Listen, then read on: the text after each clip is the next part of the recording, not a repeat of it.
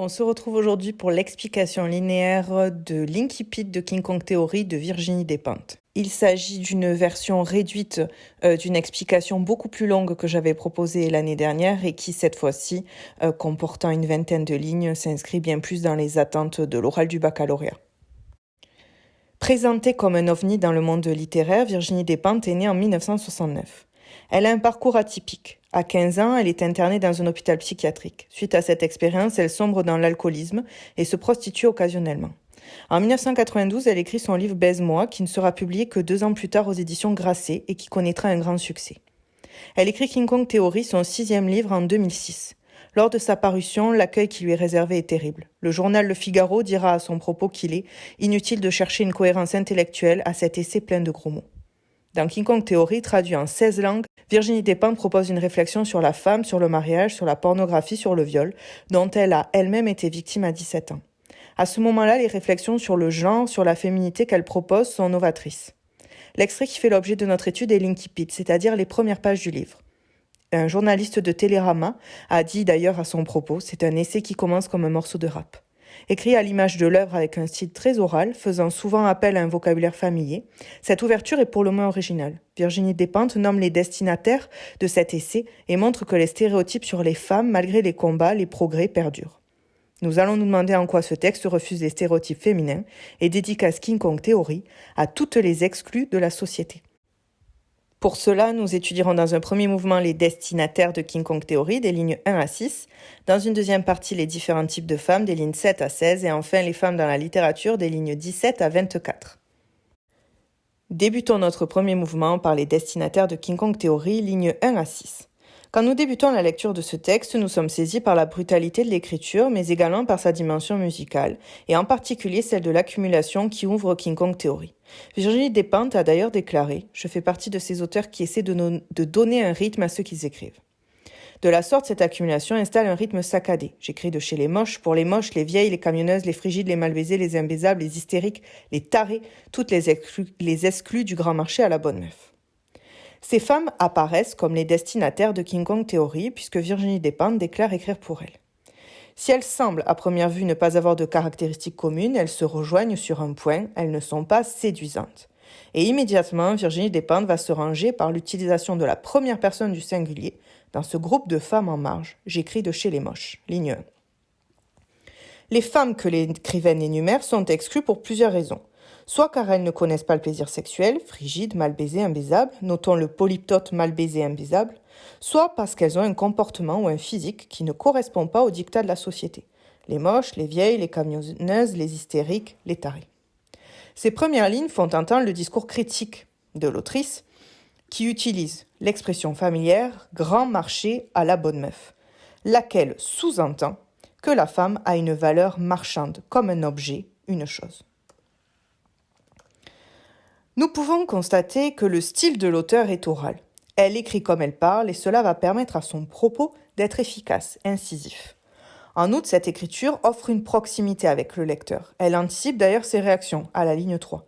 Et je commence par là pour que les choses soient claires. Elle insiste sur le fait qu'elle n'écrit pas ce livre pour l'émouvoir, pour se larmoyer sur son sort. Comme le précisent les 2 négations, que les choses soient claires, je ne m'excuse de rien, je ne viens pas me plaindre. Première négation, négation partielle, deuxième négation totale. Elle éloigne le pathos, refuse la victimisation et revendique la femme qu'elle est grâce à la proposition subordonnée circonstancielle de cause parce qu'être Virginie Despentes me semble être une affaire plus intéressante à mener que n'importe quelle autre affaire. Nous allons à présent nous intéresser au deuxième mouvement, les différents types de femmes de la ligne 7 à 16. Un autre groupe de femmes apparaît à partir de la ligne 7, les femmes à qui tout réussit. Une nouvelle accumulation est utilisée.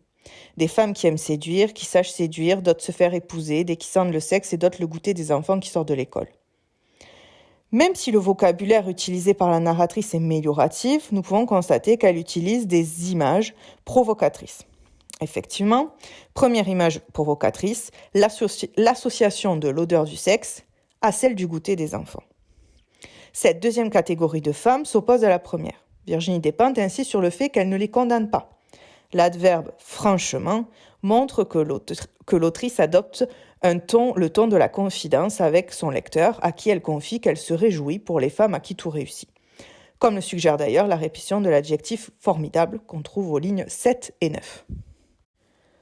Cependant, la périphrase « toutes celles à qui les choses telles qu'elles sont conviennent » sous-entend qu'il existe des femmes pour qui les choses telles qu'elles sont ne conviennent pas. Et l'écrivaine en fait partie, comme le révèle la négation totale et le pronom démonstratif « je ne fais pas partie de celle-là ». Virginie Despentes peint de la sorte une société qui exclut certaines femmes pour la simple et bonne raison qu'elles ne répondent pas à ses dictats. La proposition subordonnée circonstancielle de condition, si j'étais belle, ligne 13, précise que l'écrivaine n'aurait pas le même propos si elle s'inscrivait dans le groupe des femmes séduisantes. Ses caractéristiques physiques, pourtant, ont déterminé ce qu'elle est, sa personnalité, son engagement. Comme le précise la négation totale, je n'écrirai pas ce que j'écris.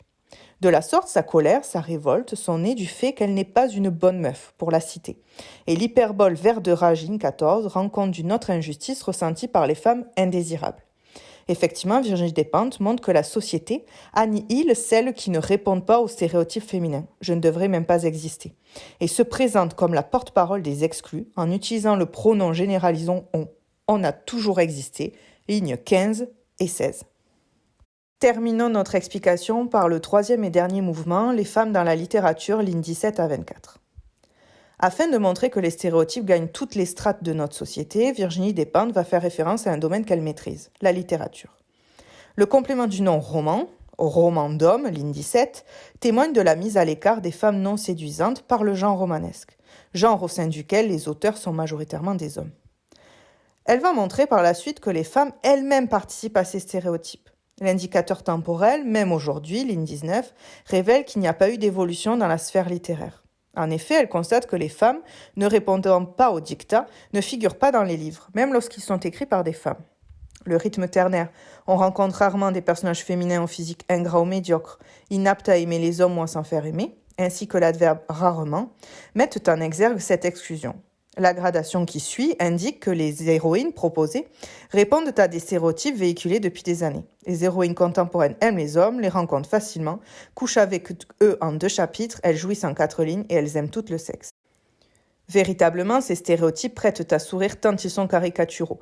Couchent avec eux en 2 chapitres, jouissent en 4 lignes. Notons la gradation descendante de chapitres 4 lignes qui s'amuse de la vision limitante de la sexualité féminine que propose la littérature.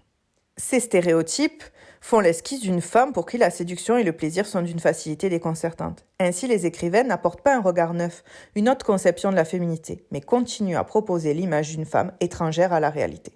C'est la raison pour laquelle l'écrivaine se saisit de la plume. Elle souhaite déconstruire les stéréotypes et offrir une voix aux exclus. Il est intéressant de noter qu'elle utilise le verbe satisfaire, associé au désir masculin, ligne 24, puis opte pour sa forme pronominale se satisfaire, dans le but de recentrer l'attention non sur les hommes, mais sur elle-même. Enfin, la répétition du verbe j'écris, toujours à la ligne 24, crée une boucle avec le premier mot de l'incipit, permettant de présenter l'écriture comme le moyen de combattre pour l'égalité. Pour conclure, nous pouvons dire que cet incipit est original, tant par sa forme que par son fond. Virginie Despentes adresse son texte à toutes les exclues et revendique son statut de femme non séduisante. Ainsi, nous pouvons constater que pour Olympe de Gouges, Virginie Despentes, mais également Victoria Mass, Laurent Godet, Djaïli Amadou Amal, l'écriture est une arme très efficace pour combattre pour l'égalité.